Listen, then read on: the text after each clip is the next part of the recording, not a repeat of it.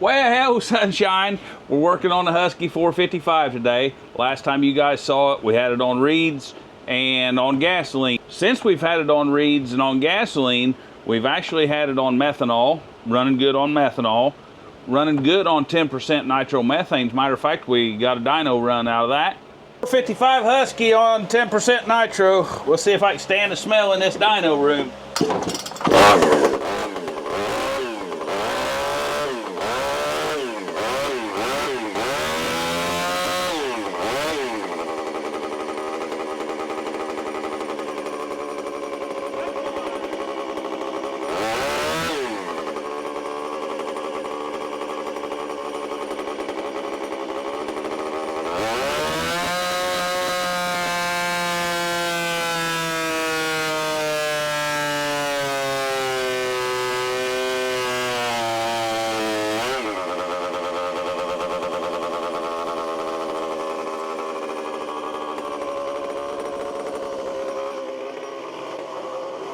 Well, we got her running on nitro, kinda. I've got two runs here for you. One's a little leaner than the other. The red line's a little fatter. I can get plenty of fuel to it on 10% nitro. And right down in here, of course, it's cleaning up. When I run it a little bit leaner, of course, the RPM stretches out, but you're really not wanting to use the saw up till there. And in between here and there, of course, we gained on it with the fat. And then we're pretty close in there, 4.3 hundredths of a horsepower, well within the margin of my error on my dyno for sure. We put it up on 30% nitromethane, and we got some test cuts here out of that. 30% nitro. Oh, turned it on. That may help.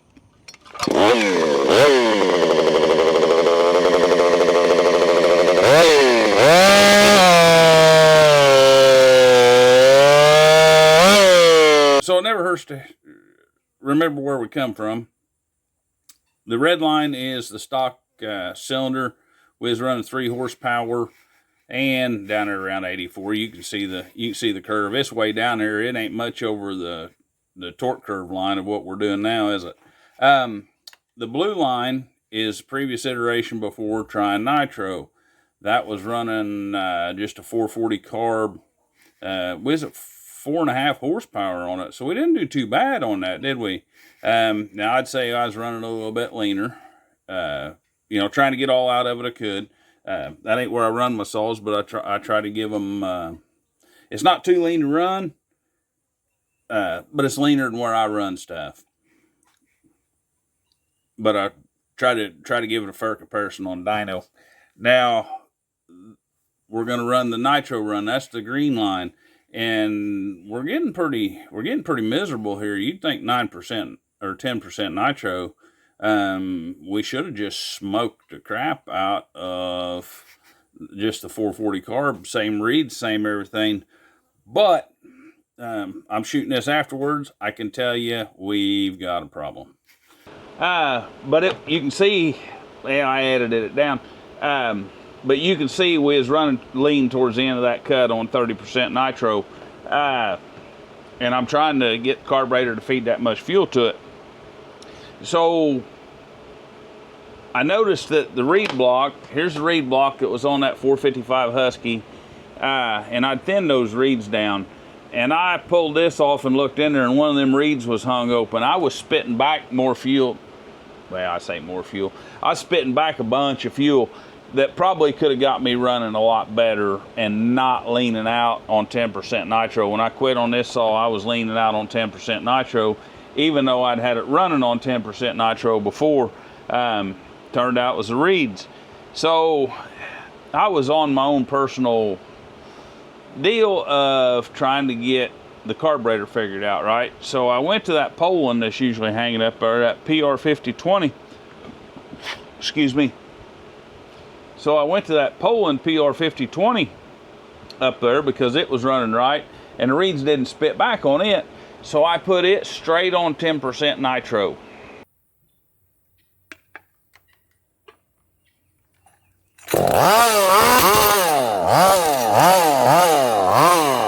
You you can see we blowed the clutch right out of the bottom. Now, is that attributed to nitro? No, I don't think so. I think that was just a nasty coincidence. What happened was the oil pump worm gear, it just melted in there. I don't know if the oil pump seized up, but anyhow, that allowed this clutch to run inboard farther than it should have been able to. And anyhow, we exploded the clutch on it. And I run it again. And that's when we hung the ring on it. So we've basically hung the ring, but we ruined the case on that Poland PR5020. Might be okay for a Sawfest, you just won't be able to oil with it. Didn't really like that idea. And I feel bad that Scott's had already sent me a daggum cylinder for when I messed this one up, because I knew I was gonna hang a ring. But I ruined the case. So what's the next logical step? Well, those reeds weren't spitting back, or so I didn't think. And like I say, here's the normal reeds right here. That's the reed block that you can tell the difference. The rest of these just manifold and spacer to get everything tilted just how I wanted it and adapted how I wanted it. I had to make an adapter for this bolt hole to that bolt hole, and I couldn't make it all in one, so we made two of them. There's 3 adapters on there to get the reeds on there. So you guys are used to seeing this Husky 455, and I was kind of proud of it. I had everything hid under the hood of it, and I kind of wanted it that way. It won't hide under the hood no more, and I'll tell you why. It kind of would hold under the. It kind of would hide under the hood, but the carburetor, I couldn't put an air filter. The carburetor just barely fit under the hood without cutting this out. It did fit, you can see it. But I got to noticing it was, even on gasoline, it was spitting back a bunch, just straight out of that carburetor. It could spit out of that carburetor so far, well then it was out. It was out, and it wouldn't suck that fuel back in. What it spit out, it lost. On that Poland, I had this velocity stack, which was made out of Delrin, and I didn't really like it, but it was something easy to machine. And the reason I didn't like it is soft as plastic, and to get that, you can see it's misshapen there, and that's what the nut that holds the carburetor on had to screw in here so it'd mash that plastic out a little bit. Didn't like that, so we built us another velocity stack this morning, and back in there I was running around just still pooping green, and had a driver's license and velocity stack, and I remember the shape of them. Remember kind of a bell curve. Now this one here I'd built was basically just one straight angle in. This one here is more of a bell curve, 40 degrees, 35, 30, 25, 20, 18, and 15. Needless to say, it's got a nice taper to get it into the carb. But we're back on gasoline right now. We've got a few problems. What I want to do is I'm going to put this back on the dyno now and see. We're getting ready to put it back on methanol and nitromethane. Maybe not even methanol. We'll see what we get. But on this video, we're going to get her on. We're just going to get her on gasoline, and we're going to run another dyno run on it and see if this velocity stack don't help us. I think running a carburetor just straight, nothing on the end of that carburetor, I'm wondering if a guy ain't losing a little bit of horsepower there versus this velocity stack. I don't have to run a filter on it, but I think I have to run that velocity stack. That way, whatever fuel spits back, it's not spitting back plumb to the back side of this. It's not coming out of this plane, but it's coming back a little bit. Well, the next time it sucks, it's sucking that fuel with it. So instead of that fuel being wasted, as soon as it breaks the plane of this carburetor, it's no longer going to be wasted. We might speed up the air charge going in. I don't know what to expect. So let's get this thing on the dyno, see where we're going. And I think you guys are pretty caught up. I've done a couple other little things to it. We're running a lot bigger fuel line. I bought bigger grommets.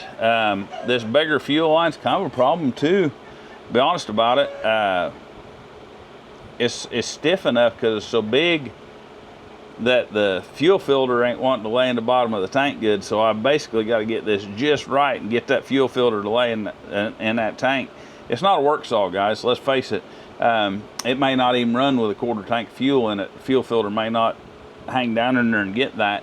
I had some of that good pink fuel line that I thought was supposed to be good for nitro, but if you can see that, man, she's stiffened up. She's harder than a wedding night right there. I don't know. So I don't know if this here fuel will handle nitromethane or not. If not, I'm gonna have to get us some better stuff. Guys, if you like this kind of thing, give me a thumbs up down there. Consider subscribing if you want. Everything's not gonna be that full of videos and this fast pace as this one maybe. But we do some fun stuff here and test a lot of stuff on Dyno. Without further ado, let's got this in here on the Dyno and see. I don't know whether to run it with a fuel filter. I'll probably run it without the fuel filter. Let's got this in here on the Dyno, and we'll run this against the previous iteration on gasoline that would have had this reed in it. We've got a bigger reed, should flow a little bit more air, maybe spit back. When I dynoed this in here on gas, it was working properly. When I moved it over to 10% nitro, it worked. Moved it 30% nitro, it worked. Went back 10% nitro, and then I started having fits with it, and that reed had hung. It wouldn't even hardly pull fuel because the reed was open and it wouldn't get a good impulse. I don't know. Let's put her on Dyno, see what we did. Okay, well, we were supposed to be at the Dyno, wasn't we? I put it on Dyno. Of course, the way I got this thing set up, hard to get to the choke. I always just prime it with gas.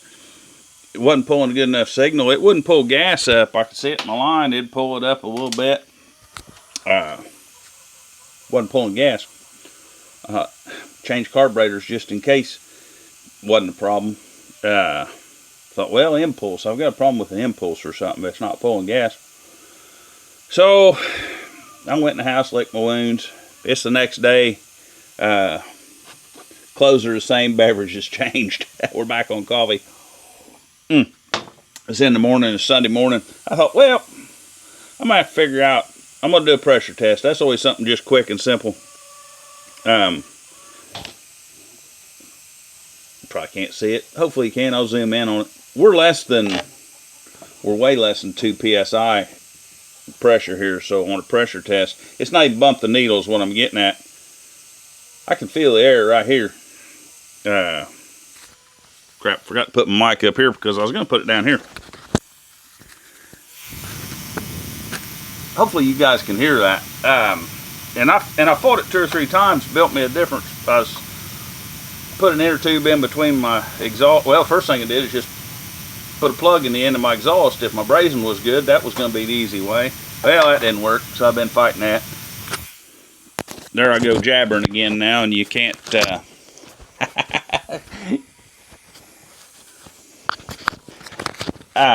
So I had another spacer or block off, so I put that on there. Still can't build a 1 psi, 2 psi, whatever it is, can't build it. And you can feel in there, and you can just feel it coming out that exhaust on the bottom side, I thought. So I got out my old water bottle, and them transfer caps are both leaking so bad they're just blowing out. Now I'm sure they're leaking up top too. They are. They're leaking all the way around.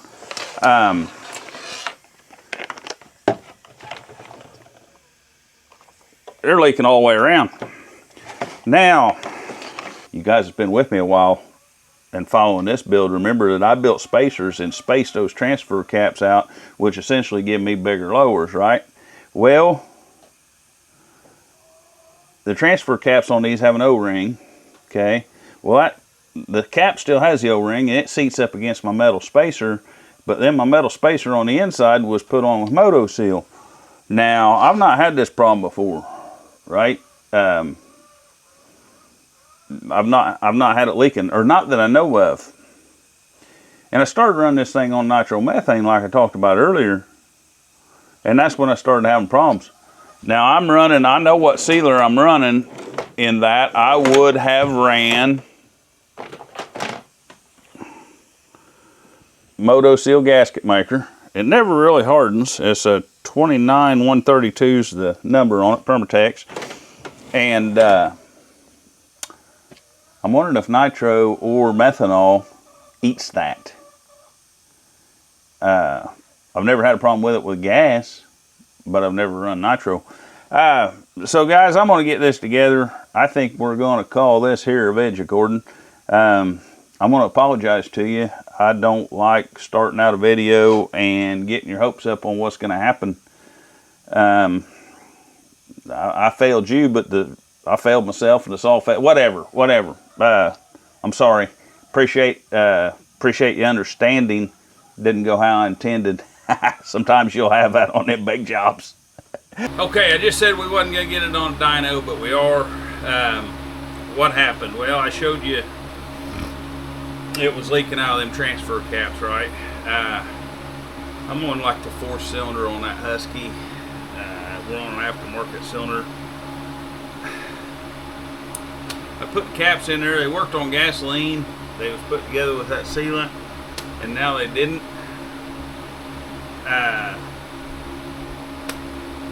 Put it back together, took the spacers out, no sealant, just the O-ring, still didn't hold. So then I got to looking around.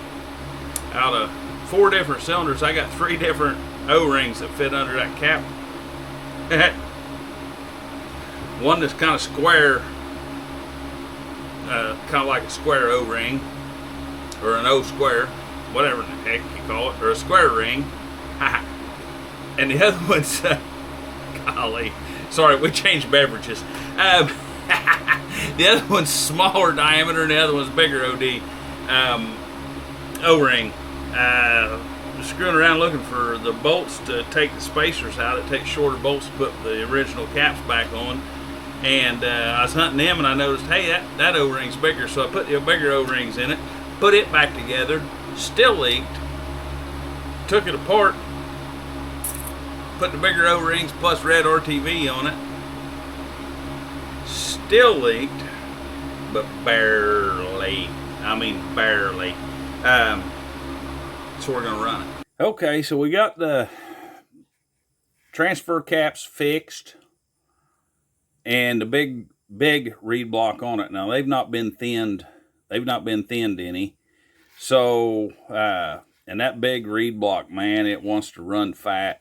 If I lean it out like this, the previous iteration, the last iteration on gas, which was the 440 carb, same carb, and that smaller reed block, and probably a little leaner. I can tell that by the way it's stretching out. This big reed block, the way it's setting right now, it does not like to run any leaner. If you try to stretch it out here, she just gets up in here and falls on her face. Not good on the saw. It's too lean with that big reed block. I don't know what's doing that.